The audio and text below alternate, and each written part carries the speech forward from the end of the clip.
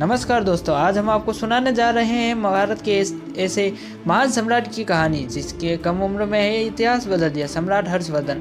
करीब 590 ईस्वी के जन्मे हर्षवर्धन वर्धन वंश के शासक थे। उनके पिता थे प्रभाकर वर्धन, एक शक्तिशाली राजा। लेकिन जब पिता का निधन हुआ और बड़े भाई राजवर्धन की विश्वासघात में हत्या कर दी गई तो मात्र 16 वर्ष की उम्र में हर्षवर्धन ने सिंहासन संभाला। युवा राजा हर्षवर्धन ने शत्रुओं से बदला लिया और अपने पराक्रम से उत्तर भारत के विशाल क्षेत्र को एकजुट कर दिया।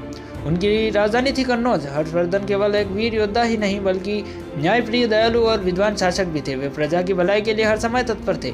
शुरुआत में वे भगवान शिव के उपासक थे, लेकिन बाद में बौद्ध धर्म से प्रभावित होकर अहिंसा और करुणा के मार्ग पर चल पड़े। उन्होंने शिक्षा, बौद्ध विहार और धर्म सभाओं का खूब बढ़ावा दिया। चीनी यात्री हन त्सांग उसके शासनकाल में भारत आए और उन्होंने हर्षवर्धन को एक आदर्श और महान सम्राट बताया। हर्षवर्धन स्वयं भी लेखक थे। 647 ईस्वी में सम्राट हर्षवर्धन का निधन हुआ। उनके बाद साम्राज्य भले ही बिखर गया, लेकिन इतिहास में उनका नाम एक महान, न्यायप्रिय और विद्वान राजा के रूप में अमर हो गया।